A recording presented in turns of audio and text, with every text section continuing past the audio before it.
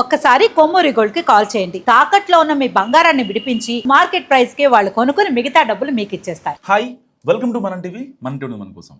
ఇన్నాళ్ళు కామ్గా ఉన్న ఆ మాజీ ఎమ్మెల్యే ఉన్నట్టుండి లేఖ ఆయన ఎందుకు మొదలెట్టారు? నేరుగా సీఎం చంద్రబాబుకే రాయడం వెనుక కారణాలేంటి? పైగా టీడీపీ ఎమ్మెల్యే లేవనెత్తున్న అంశాలనే ప్రస్తావించడం ద్వారా ఏం ఆశిస్తున్నారు ఆయన? ఎవరా మాజీ ఎమ్మెల్యే? ఏంటి ఆయన పొలిటికల్ గేమ్ ప్లాన్? గన్నవరం మాజీ ఎమ్మెల్యే వల్లభనేని వంశీ ఇప్పుడు కలం కాగితం పట్టుకుంటున్నారు. ఛాన్స్ దొరికినప్పుడల్లా ఒక్కో అంశానికి సంబంధించి సీఎం చంద్రబాబుకు ఆయన రాస్తున్న వరుస బహిరంగ లేఖలు చర్చనీయాంశం అవుతున్నాయి. 2024లో వైసీపీ బీఫామ్ మీద పోటీ చేసి ఓడిపోయాక వంశీపై పలు కేసులు నమోదయ్యాయి. దాదాపుగా 150 రోజులు జైల్లో ఉన్నారు ఆయన. సో వైసీపీ ప్రభుత్వ హయాంలో టీడీపీ అధ్యక్షుడు చంద్రబాబును ఉద్దేశించి హద్దులు మీరి మాట్లాడిన మాటల కారణంగానే కూటమి ప్రభుత్వం ఆయన్ని టార్గెట్ చేసిందని అంటారు. సో ఇక అధికారిక మార్పిడి తర్వాత ఆయన పెద్దగా నోరు తెరిచింది లేదు.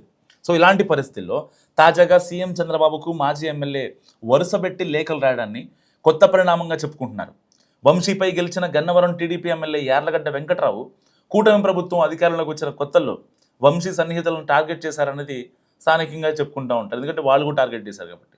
సో పలు అంశాలపై వంశీ టార్గెట్గా ఎమ్మెల్యే రకరకాల ఆరోపణలు చేస్తున్నారు. సో ఈ విడత సీఎంగా చంద్రబాబు ప్రమాణ స్వీకారం చేసిన వేదిక దగ్గర మట్టి చదును చేసిన కాంట్రాక్ట్ వంశీ సన్నిహితుడు దక్కిందని, అలాగే గన్నవరం ఎయిర్పోర్ట్ టెర్మినల్ పనులు వంశీ సన్నిహితులు, ఎన్నికల్లో ఆయనకు ఆర్థికంగా సహకరించిన కేఎంవి సంస్థకు కట్టబెట్టారని కూడా ఆరోపించారు ఆయన. సో ఆ రకంగా ప్రత్యర్థి పదే పదే చెప్తున్నా ఎక్కడా స్పందించని వంశీ ఇప్పుడు వెంకట్రావు ఆరోపణలు సహా నియోజకవర్గ సమస్యలపై నేరుగా సీఎం చంద్రబాబుకు లేఖలు రాయడం చర్చనీయాంశమైంది. గన్నవరం టెర్మినల్ పనులు చేపట్టిన కేఎంవి సంస్థ తన సన్నిహితులదంటూ ఎమ్మెల్యే యార్లగడ్డ చేసిన ఆరోపణలపై సిబిఐ దర్యాప్తునకు ఆదేశించాలంటూ లేఖలో రాశారాయన. సో ఎక్కువ మొత్తానికి పనులు ఇచ్చారని, యార్లగడ్డ చేసిన ఆరోపణలపై విచారణ జరిపించి ప్రజాధనాన్ని కాపాడాలని కూడా లేఖలో కోరారు. సో అలాగే నియోజకవర్గంలోని రైతులు పట్టిసీమ నీరు వాడుకునేందుకు గతంలో ఏర్పాటు చేసిన మోటార్లకు విద్యుత్ సరఫరా నిలిపివేశారని, దాన్ని పునరుద్ధరించాలంటూ మరో లెటర్ రాశారు వంశీ. సో మరి గతంలో టీడీపీ ప్రభుత్వ హయాంలో రైతులకు మోటార్లకు పర్మిషన్ ఇచ్చారని, వైసీపీ హయాంలో కూడా కొనసాగిందని, అలాంటిది ఇప్పుడు మోటార్స్ వద్దంటే రైతులు ఏమైపోవాలంటూ ప్రశ్నించారు.